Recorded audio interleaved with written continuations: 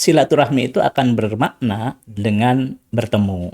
Karena itu kan menunjukkan closeness ya, menunjukkan kedekatan. Kedekatan secara emosional gitu kan, kedekatan secara fisikal.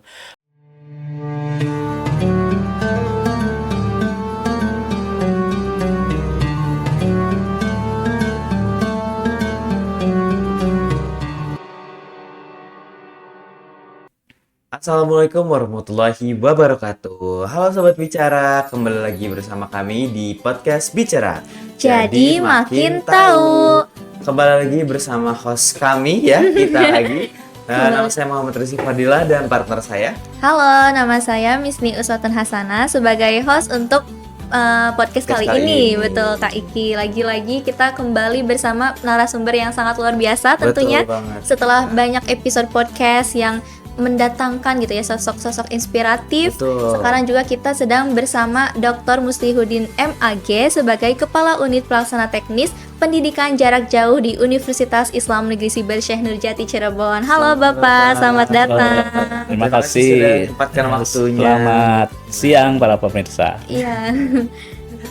Baik, di kali ini juga kita membawa tema yang menarik juga nih. Betul, berhubungan betul, juga ya. dengan pendidikan jarak jauh ya. Ada hubungannya karena pada tema kali ini adalah kita silaturahmi di era digital. Betul. Apakah chat, video call atau pulang? Betul sekali Kak Iki. Nah, kalau misalnya banyak sekali mahasiswa yang dari luar pulau mungkin atau mungkin dari kota yang berbeda gitu, jadi kan kangen sama keluarga gitu misal.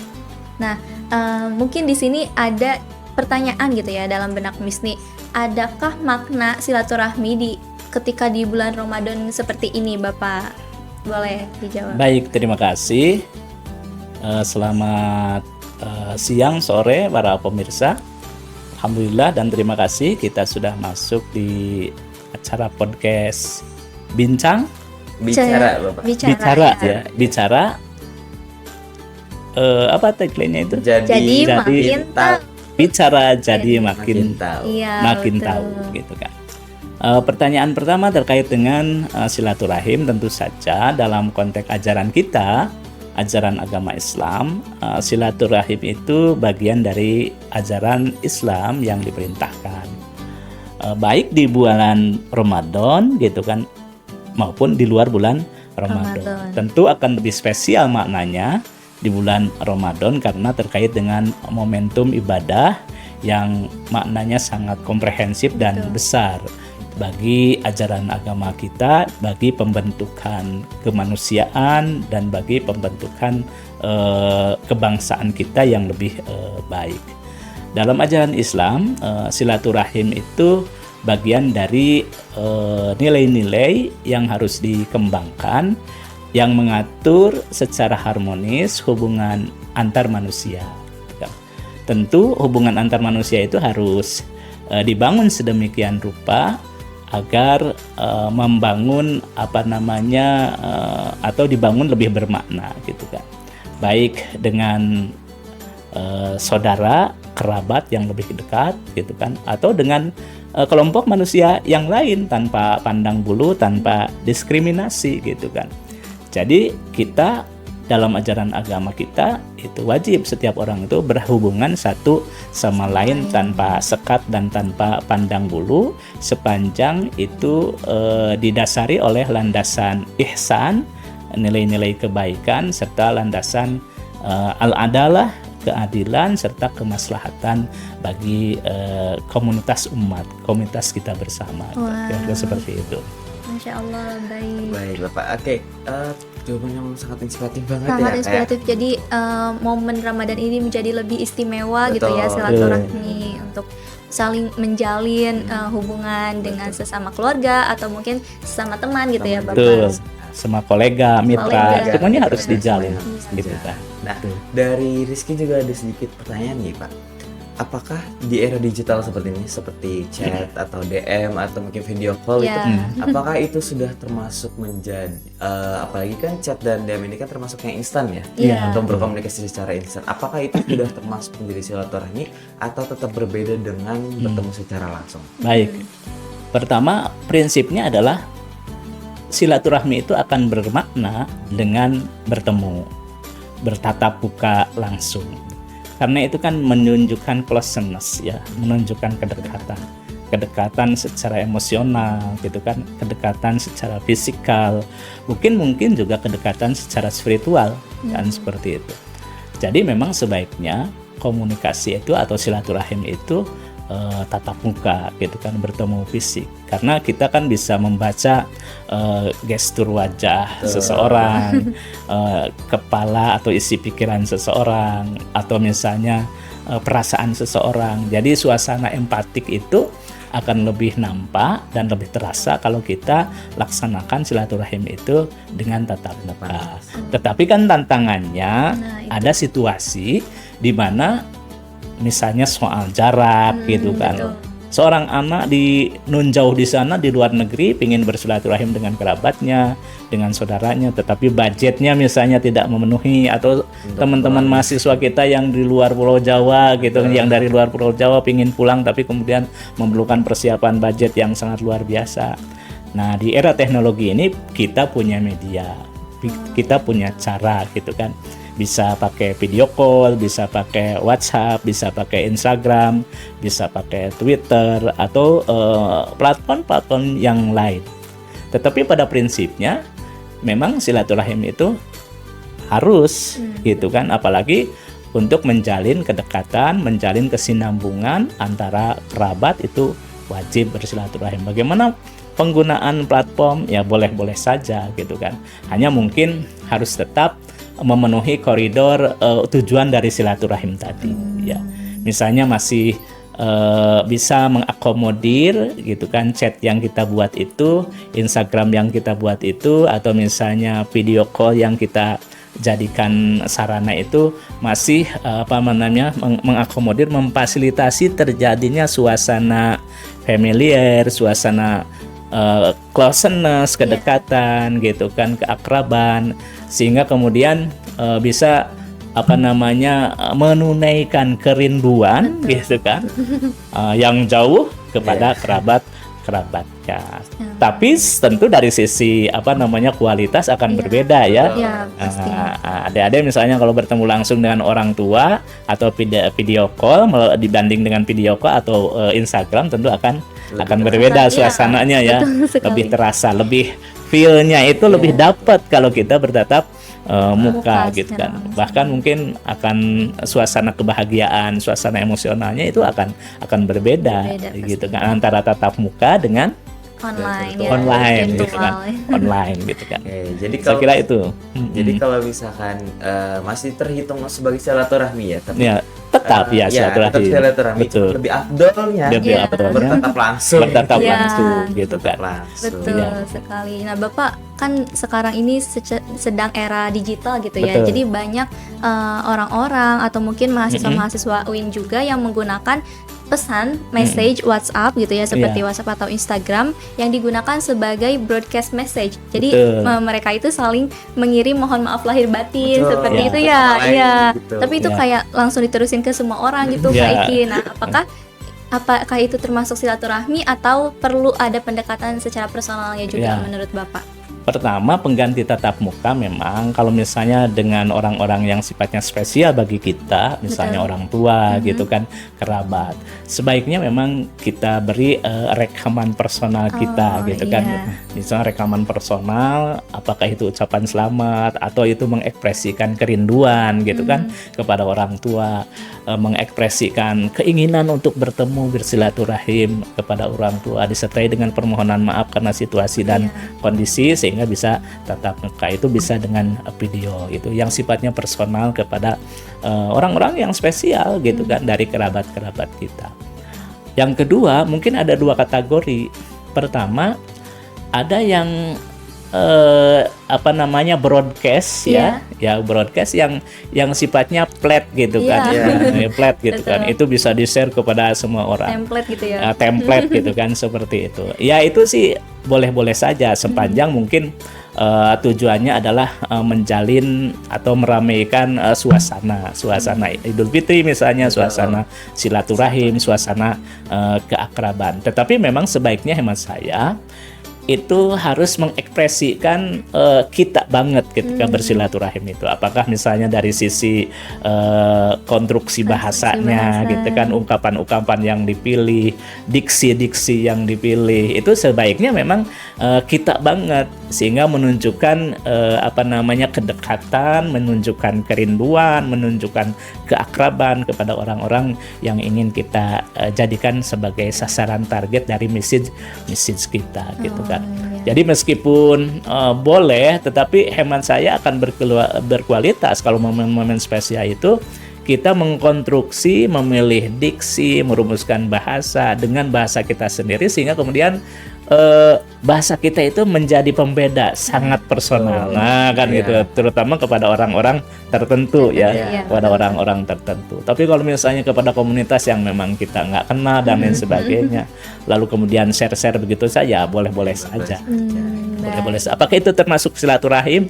Ya intinya kalau itu terjadi hubungan gitu kan, hubungan gitu kan, dimana kemudian dengan kata-kata yang kita share itu orang merasa dihargai, orang merasa respect nih terhadap apa yang intinya kan terjalinnya apa yang disebut dengan respectable.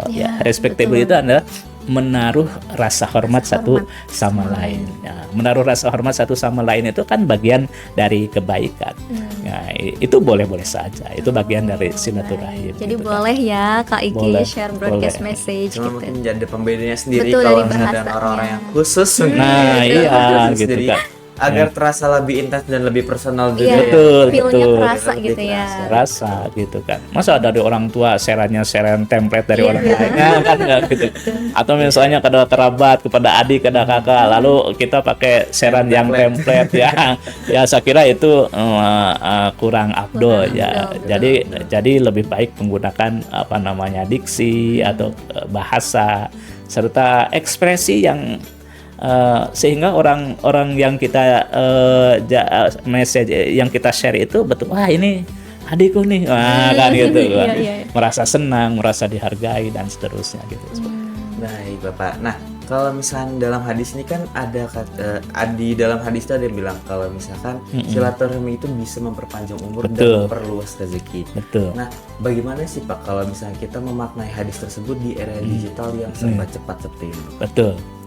Pertama yang disebut dengan memperpanjang umur itu bisa makna sebenarnya atau juga makna simbolik. Makna sebenarnya ya dengan banyak silaturahim, panjang umur kita memang panjang gitu kan. Tetapi makna simboliknya artinya dengan banyak silaturahim ketika kita wafat sekalipun orang itu akan teringat terusnya. Sehingga nama kita itu selalu ada di dalam benaknya, selalu ada di pikirannya. Sehingga kemudian tertuanglah nama kita itu dalam doa-doa yang mereka panjatkan. Itu kan makna panjang umur gitu. Yang kedua, makna rezeki itu artinya memperbanyak rezeki itu boleh jadi dengan banyak silaturahim itu kita banyak mitra. Kita banyak relasi gitu kan. Nah, kalau kita mitra banyak, relasi banyak, maka kemudian kita akan mudah saja minta tolong, mudah difasilitasi misalnya kan seperti itu. Atau memperoleh kemudahan-kemudahan karena kita banyak bermitra, karena kita relasi gitu kan. Memperbanyak relasi. Itu makna yang mungkin bisa kita konstruksi, kita bangun dari memperluas rezeki dengan silaturahim di era digital.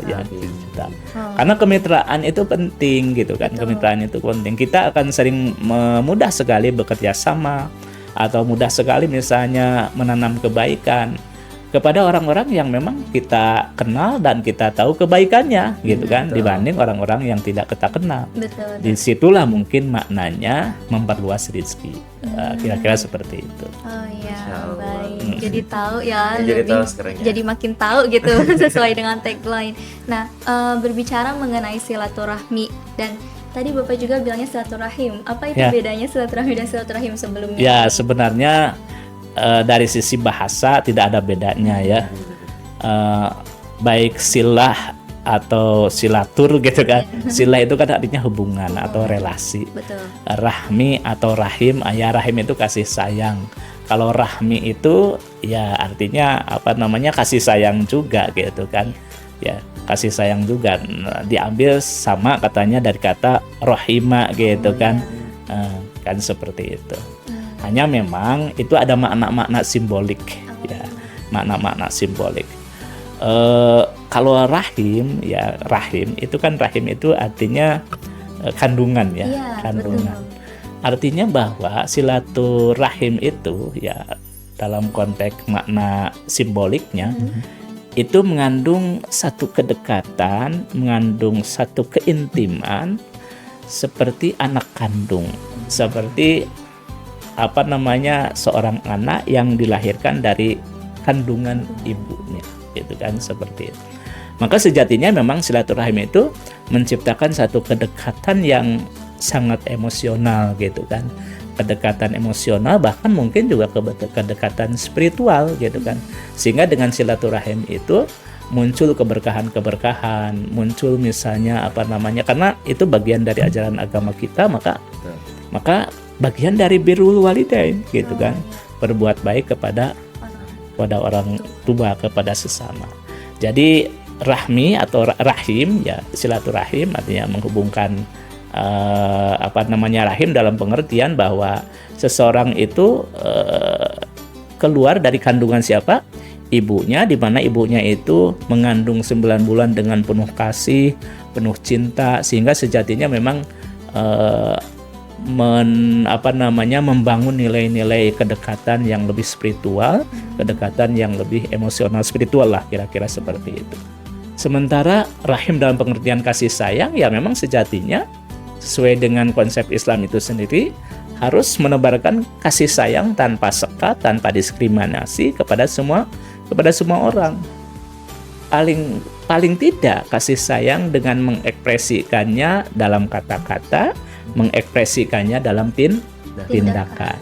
Nah, ekspresi kasih sayang dengan kata-kata itu ya kata-kata yang dirancang sedemikian rupa tidak menyakiti orang, memberikan motivasi, menginspirasi kepada orang. Itu menunjukkan kasih sayang kita kepada orang lain dengan kata-kata. Kalau dengan tindakan tentu banyak, misalnya orang bisa membantu secara finansial, orang bisa membantu memberikan lapangan kerja, orang bisa membantu dengan berbagai hal gitu kan, yang sifatnya fisik.